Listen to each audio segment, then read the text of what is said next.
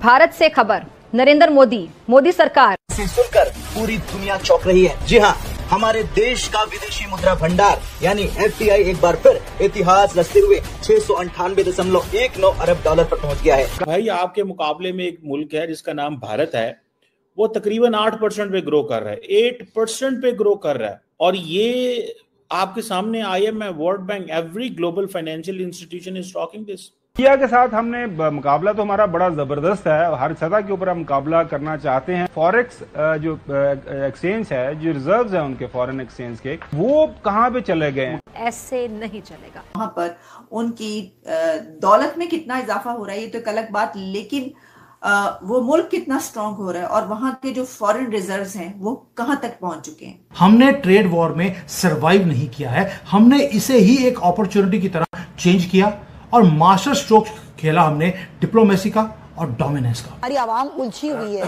Basic necessities जिसकी हम बात करते हैं जब वो पूरी नहीं हो रही होती हैं तो फिर हम इस तरफ जाने का सोचते नहीं है। डेफिनेटली हमारे पास टाइम नहीं है, इतना हमारे पास फ्री स्पेस नहीं है दिमाग को कि हम ये इस जानिब जाएं। हमें ये देखना है कि हमारे कहाँ पे प्रॉब्लम्स हैं, या हमने ऐसे ही ग्रो करना है। वो पता है क्या पैगाम लेके बैठे हुए हैं? विकसित Bharat, which means making India a developed nation by 2047। यहाँ पे क्या होता है, यहाँ पे 10 साल मंसूबे आते हैं, 15 साल 20 साल आते हैं, हुकूमत उड़ा देते हैं, वो कहते हैं जनाब ये हुआ क्या। So if India is developed, इस कंट्री में इतने बिजनेसेस पहुंच रहे होंगे दुनिया के, जहां पर दुनिया की बड़ी बड़ी कंपनीज अपने बिजनेस लेकर आ रही होंगी। अभी टेस्ला की तरफ से जो अब बिजनेस आने लगा है और वहां पर जो उनकी कार है वो जो वहां पर बनाई जाएगी, $24,000 कार जिसको कहा जा रहा है। नमस्कार दोस्तों, जय हिंद। दोस्तों, बड़ी खबर यह है कि भारत के फॉरेक्स रिजर्व्स अब $698 बिलियन तक पहुंच चुके हैं और सिर्फ जुलाई के आखिरी हफ्ते में ही इसमें $2.07 बिलियन की बढ़ोतरी हुई है। दोस्तों, यह छोटी मोटी बात नहीं है, पूरी दुनिया में इस बात की चर्चा हो रही है और खासकर पाकिस्तान में तो एक तरह का शौक लगा हुआ है। तो चलिए, आज की इस वीडियो में हम समझेंगे कि इंडिया का फॉरेक्स रिजर्व इतना कैसे बढ़ रहा है और पाकिस्तान में इसको लेकर क्या हलचल मची हुई है।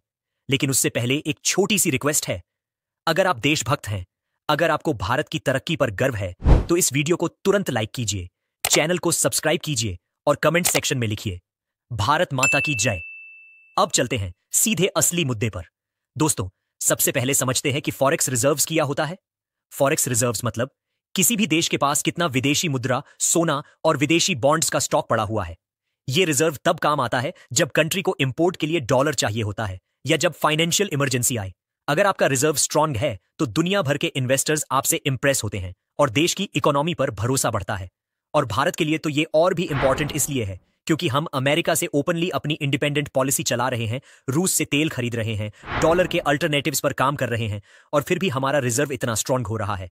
अब जरा सोचिए, जब हम आजाद हुए थे तो पाकिस्तान भी हमारे साथ ही आजाद हुआ था, लेकिन आज पाकिस्तान के पास रिजर्व बचा है सिर्फ 9 से 10 बिलियन डॉलर का, वो भी IMF के लोन और कतर, चीन के उद्धार से।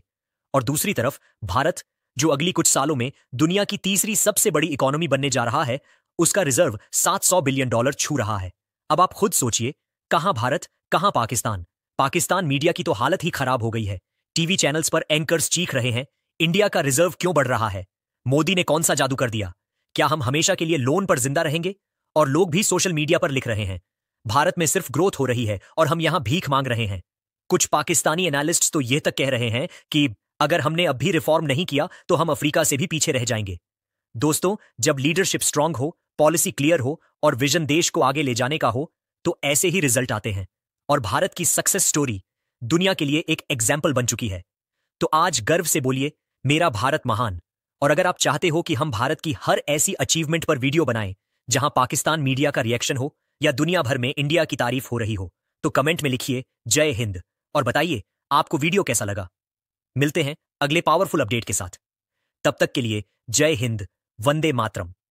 इंडिया के अंदर लोग अब कैश नहीं रखते, इवन जो रिमोट तरीन इलाके हैं ना, वहां पे भी कैश नहीं है। ठीक है जी, QR कोड चलता है वहां पे, ये है उनकी digital governance, digital payment system. और अब मेरा ख्याल है उनकी जो ट्रांजैक्शंस हैं if I am not wrong, कोई 150 अरब जो के करीब जो ट्रांजैक्शंस हैं, 150 बिलियन की जो ट्रांजैक्शंस हैं, वो तो इसमें हो रही हैं, डिजिटल पेमेंट सिस्टम में हो रही हैं। क्या हम अपने लोगों को कन्विंस कर सकते हैं? क्या हम ये डिजिटल रेवोल्यूशन लेके आ सकते हैं? एक बात बताऊं, इंडिया के पास कोई ऑप्शन नहीं थी, जितनी बड़ी उनकी आबादी है, अगर वो अपने जो पेमेंट इंफ्रास्ट्रक्चर इस तरह डेवलप ना करते, तो हमारे लिए बहुत ज्यादा मुश्किलात पैदा होनी थी, और उनके लिए बहुत ज्यादा मुश्किलात पैदा होनी थी। उन्होंने सारे जो मिलियंस ऑफ बैंक अकाउंट्स थे वो सारे इस डिजिटल पेमेंट इंफ्रास्ट्रक्चर से कनेक्ट कर दिए, एंड देन उससे करप्शन भी नहीं हुई, रेड टेप भी नहीं था। ठीक है जी। और इंडिया के अंदर तो ऐसे ऐसे स्टैटिस्टिक्स हैं कि अगर आप उनको पढ़ें कि उनके मुल्क की जो फाइनेंशियल एफिशिएंसी है वो है ही डिजिटाइजेशन की वजह से। किसी को फर्क ही नहीं पड़ता, दो दिन खबर चलती है, तीसरे दिन गायब, इसलिए कि ये रोज का मामूल है। जहां की आबादी इतनी खौफनाक तरीके से बढ़ रही हो और कोई रोकने का तरीका ना हो, ना कोई चाह रहा हो रोकना, ना कोई बता रहा हो, वहां पे इंसान की जान की क्या कीमत होगी? हमारे यहाँ इंसानी जान की कोई कीमत नहीं है। हमारे यहाँ लोग रोज मरते हैं, जिसके ऊपर नॉर्मल कंट्रीज में जहां पर हंगामा हो जाता है कि जी 5-6 लोग अगर एक दिन मर गए तो हंगामा मचा देती हैं यूरोपियन कंट्रीज और बाकी कंट्रीज। हमारे यहाँ वो रोज की बात है, हमारे यहाँ तो डेली। और ये वो मैं बातें बता रही हूँ आपको जो हमारी न्यूज में आती हैं, यानी कि सरकारी आंकड़ा। और अगर वो न्यूज की बात करें जो कि खबरें आती ही नहीं है, और यानी कि न्यूज़पेपर तक या फिर कह लीजिए कि इंटरनेट तक, उनकी तादाद तो कहीं ज्यादा है। और इसी वजह से पाकिस्तान में क्राइम रेट भी बढ़ता चला जा रहा है, लोगों से अपने खर्चे पूरे नहीं होते, वो उसके बाद कभी चोरी कर रहे हैं, कभी डाका डाल रहे हैं, कोई और तरह का क्राइम कर रहे हैं, इस तरह के माफियाज के साथ मिल जाते हैं जो ड्रग्स जो है वो बेच रही है या टेररिज्म कर रहे हैं।